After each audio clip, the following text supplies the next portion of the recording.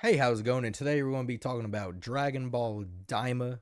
So let's jump into it. So I just finished watching the last episode and I'm recording this right after.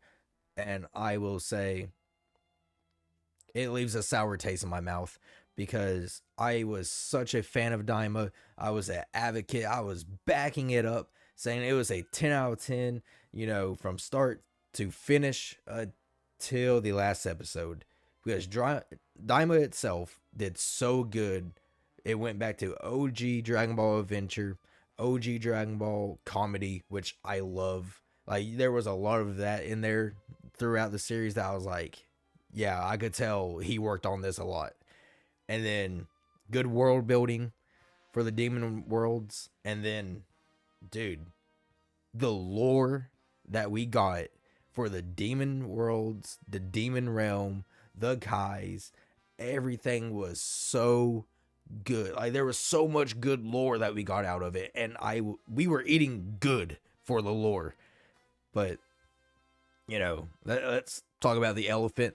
Spoiler warning and stuff if you haven't watched the last episode or a lot of the series. But Super Saiyan 4 adult Goku, it it ruined it for me. Like, because to my knowledge right now, it's canon to the main story. When you look up, is Dragon Ball Daima canon to the main story? It says yes and stuff. So, that's why it's such a smack in the face for how it ended. Because Kid Super Saiyan 4 Goku makes so much sense. They did that flawlessly. The Namekian going through in his DNA, giving him his tail back, and that's how he was able to achieve Super Saiyan 4. Because still, at the end of the day, Super Saiyan 4 transformation from even GT to now, from what it was explained in Daima, at first was you still needed the tail. And, he got his tail back, went Super Saiyan 4, looked amazing as a kid. I thought it was, perfect. And I'm glad it wasn't a copy and paste design of 4. I still preferred 4's design a little bit with the black hair and golden eyes and, stuff like that. But still, overall, an amazing looking transformation. And then, when he went Super Saiyan 4, I was like, okay, how are they going to explain why he didn't do this in Super? For the kid version, they did it perfect. Gama made him de-transform and lose his tail. I was like, yes, they did it. We got Super Saiyan 4 with it not countering anything in Super. And then they had to go and make him do it again. I mean, fan service wise, I love it. It looks amazing. Everything about it, perfect. And dude, the transformation from 1 to 3 or 1 to 4, that animation was godly. That was like, I don't know how many times I watched that scene. It was amazing. And but like, I was like, when he went 4, I was like, no, it does not make sense on how he was able to do it. And the explanation that they gave us at the end of the episode is a smack in the face. He literally said, but it's literally the Super Saiyan 3 thing, just copy and paste. Vegeta says you were keeping that from me. You were keeping that a secret. And Goku's like, yeah. I was like, no, you was not. You literally knew nothing about Super Saiyan 4. There is no way you knew that you could do that. Like, it makes no sense. I don't know, like, if a different writer took over the ending of that, or exactly how much, how far he got into that before he passed and stuff. But I'm like, the ending, it tells like two different stories almost, because like it made so much sense on why he got 4 as a kid, but it makes no sense as an adult. And how I would have done it was when Goma made him de-transform the first time, he kept his tail. But the only reason they didn't do that is because they wanted to keep adult Super Saiyan 4 Goku a secret. But I'm like, I'd rather it makes sense than you keep it a secret. Because let's say, he detransformed him, he kept his tail. He got there, they became adults again, and he kept his tail, and that's how he was able to go to Super Saiyan 4 as an adult. It would have made so much more sense. And then you could have had it where Gomon did the same thing, made him detransform again, and made him lose his tail. Literally, all he would have to say is, "I'm going to make sure you can't do it again." And poof, tail gone. And then we could have got the ultimate best ending. I mean, the Kamehameha connecting the 3 demon worlds was amazing. It looked beautiful, and it is kind of like a subtle thing of like I said, connection of the demon worlds and a peaceful evil demon world type of thing. But I really, like I said, do what I just said, the detransformation thing. Super Saiyan 3 Dragon Fist, him grab that eye out of his head, and yes, it would have killed him. And that's one thing, like, don't get me wrong, he's not a bad guy. I mean, he really, they said, like Piccolo said, he didn't kill Dende, he didn't kill anybody. Like, he was actually just wanted to be a ruler and wanted.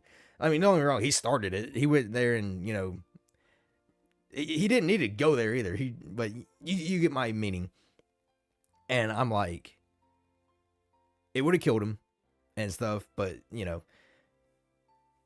that's the only thing that was lacking in Daima, in my opinion, was death.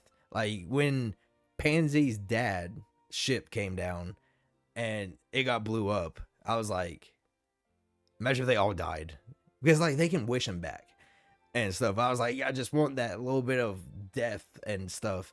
But I mean, I can look past that because Dragon Ball's really moved on from characters dying like that anymore.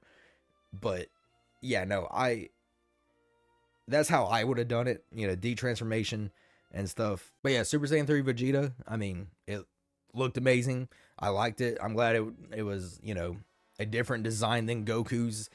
And when I was watching that episode and, it happened, and because, Super Saiyan 2 was plenty enough to beat him. And then when the Namekian friggin', power boosted him, I thought Vegeta was going to lose. And that was going to be my defense for him was, you cheated. Yeah, you're not supposed to be here for this trial. You're not supposed to be able to do this and stuff. Like, you're cheating. Vegeta got cheated. But, went Super Saiyan 3 and stuff and handled the business. But, I mean, man, adult version looks good too. And I thought, like, still in the back of my mind, I still figured adult Super Saiyan 4 was going to happen. But at the same time, I was like, it can't happen. That's why we only got the kid version of it. I was like, it makes so much sense. And so I thought Vegeta was actually going to win. I was like, okay, like, not only did Vegeta get Super Saiyan 3 in this, but he actually is going to beat the main villain. And obviously, that's still a curse for Vegeta. Bulma, that scene saying, no bath time, Vegeta's a real one for that. The ultimate gooner Vegeta, And oh yeah, we got the quote unquote canon name of Super Saiyan 3 Vegeta at the end. What was it? Ultra Vegeta 1 or something like that. I'll have to go back and I'll put it on screen and stuff. But I was like, I'm not calling it Super Saiyan 3. I'm gonna call it whatever he calls it, And another downside of the series is obviously we don't get Super Saiyan 4 Vegeta.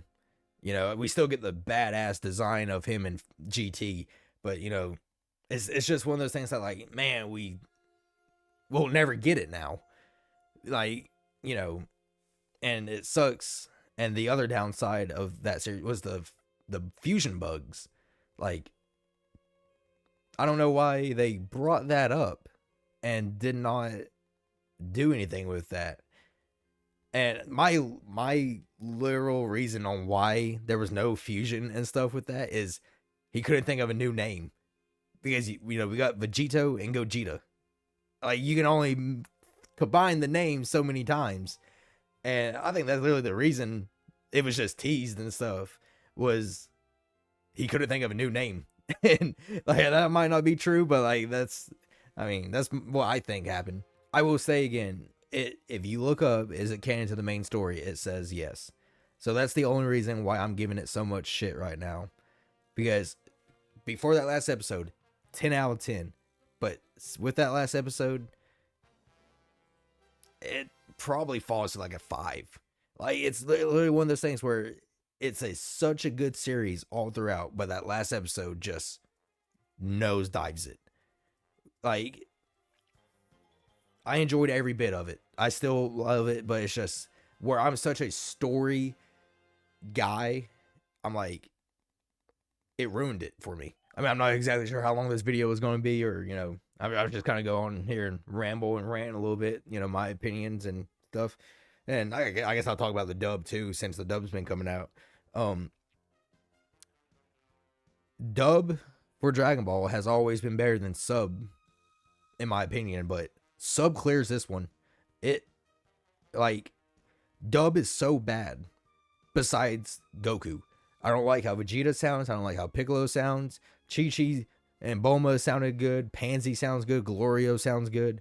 But like, everybody besides who I want to sound good sounds awful. Goku, like I said, she's the GOAT. She's gonna sound good. But like, Vegeta, I just, like, no disrespect to the voice actors, it does not fit for me. Like, but and I might be wrong, but that is not the same voice that Kid Vegeta had in Kakarot and the Kakarot games and stuff. I was like, why could we not get that person?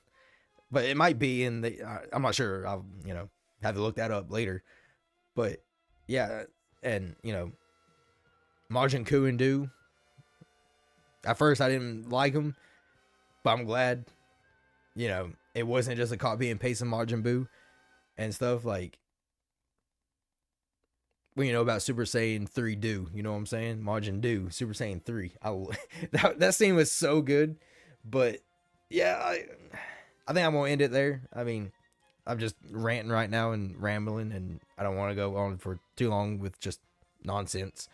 But like I said, 10 out of 10 until the last episode, and it just throws it off for me. But let me know what you think, and I appreciate you watching, and I promise from here on out,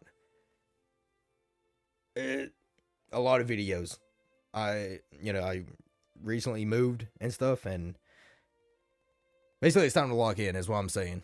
And I won't watch this anymore.